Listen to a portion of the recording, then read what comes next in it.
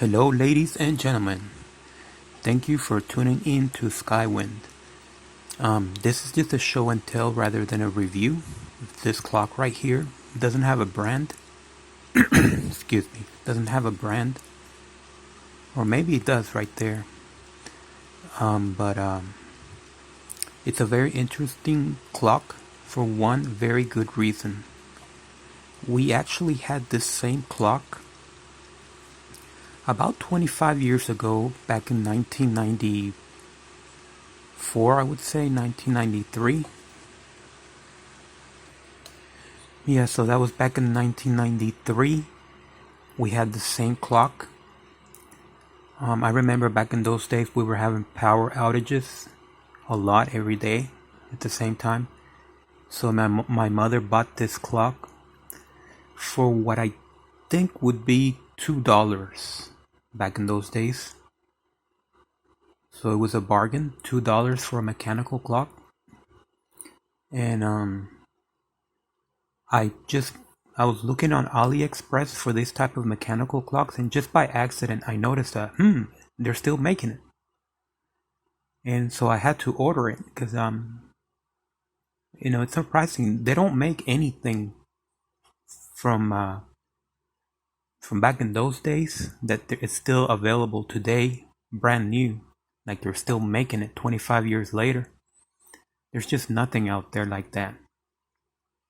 Everything, they make it for a few years and then they discontinued it. But this one, 25 years later, still there. It's kind of like Volkswagen.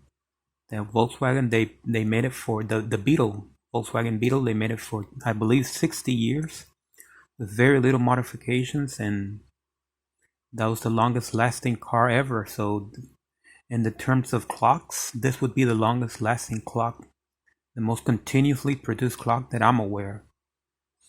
And I'm a big fan of clocks, especially mechanical clocks.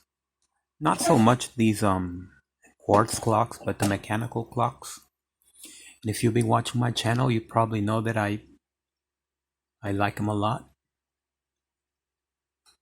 Got that. So these are all mechanical. And I have another one downstairs that's mechanical. So yeah. So this is not a review, but rather a show and tell. Because there's not much to review on a clock like this. It's just for fun. Every day, if you're interested in buying one of these, you have to know a few things about them. And probably the most important one is that you obviously have to wind it every day. They tend to be very stiff winding, so if you have arthritis or something wrong with your hands, you might want to stay away because you need a little bit of strength to wind these. Same thing with all of them. They're all the same. The movement is slightly different, but they all pretty much have the same configuration, as you can see. So that's the thing. You have to wind them every 2 days. The other thing you need to know is that they're not very precise. You can adjust the speed back here, but even after a lot of attempts, it still gains or loses. Sorry about the throat. It still gains or loses 2 minutes, 3 minutes a day, which is an awful lot when you think about it. Because a quartz, you can leave it for the entire year and it'll gain maybe 5 seconds for the entire year. And this thing is gaining 2 or 3 minutes a day. There is just no way to correct that, not that I'm aware. So that's the next big flaw. The third bad thing about them is that they're a little noisy. So if you're gonna put it next to your bed, you're gonna be hearing click, click, click, click, click, click, click, click, click, click, click all the time, and so that might annoy you. Maybe not, depends on your preferences. So that's the other thing. Also the alarm, they do have alarm, all of them have alarms.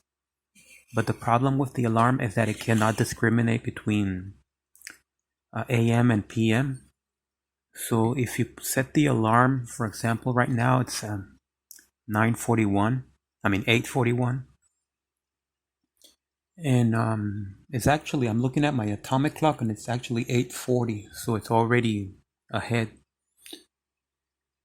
So it's anyway 8:41 according to this clock. And when you set the alarm, if you were to set it to wake up at 11 and you set it here at 11, it's gonna sound at 11 p.m. It's gonna wake you up at 11 p.m. even though you meant to wake up at 11 a.m. Of course, nobody sleeps more than 12 hours. I'm just making an example. You're not gonna sleep that many hours. You're not gonna sleep 14 hours. But it's just an example, so you can get confused and do it wrong. Another thing you need to know is that the alarm system, the alarm needles, the alarm hands are better than this type right here, because here you have that red hand. That's the alarm. It's very easy to set. All you do is move on the back, this thing right here. Ooh, it only moves in one direction, so it's very easy to set. Same thing with this one.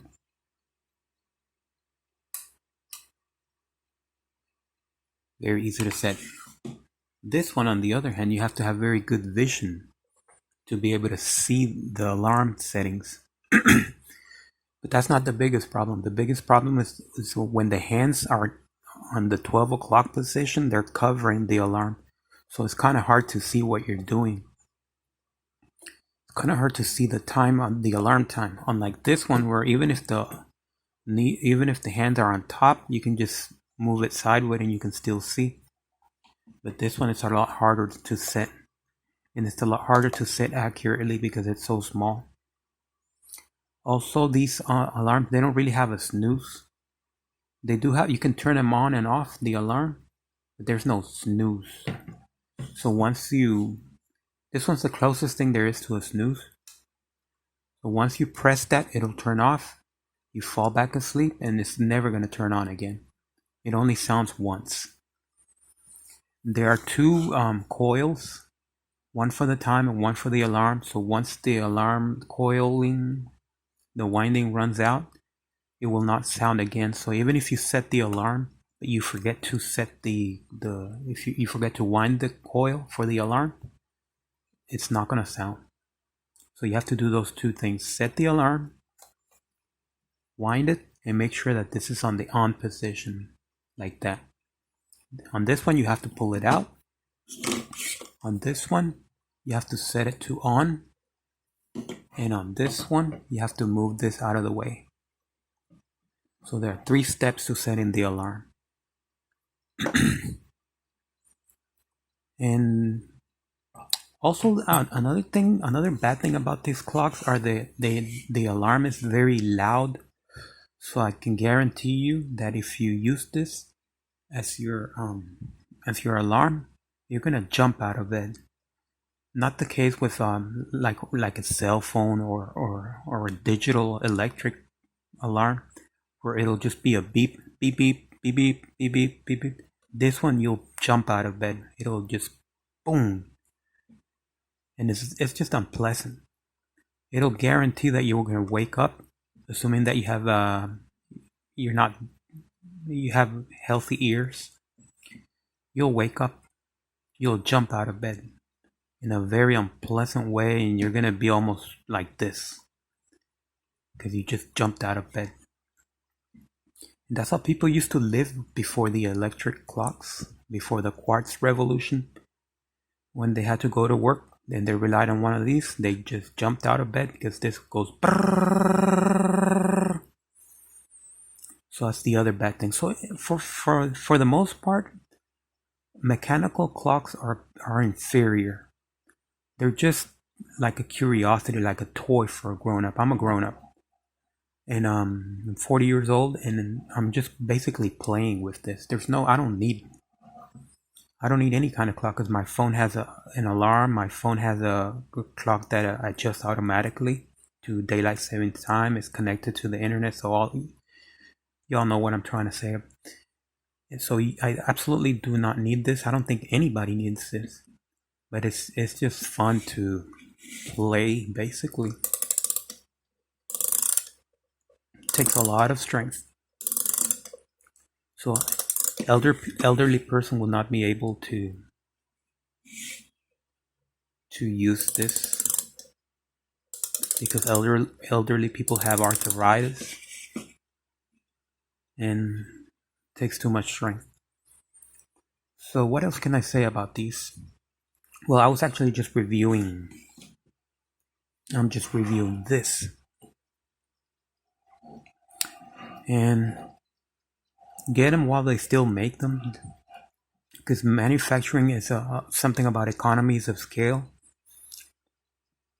So unless they sell a certain amount, they're gonna stop making them, and once they stop making them, they're gone. These are not popular anymore. I did grow up with them, but they're saying goodbye. So get them while you can, because they're not always gonna be there.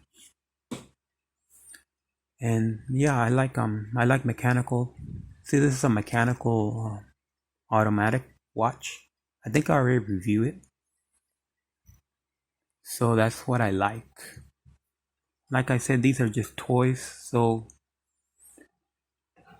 they're just for fun. And that's all I have to say. Thank you for watching, and thumbs up and subscribe. Goodbye.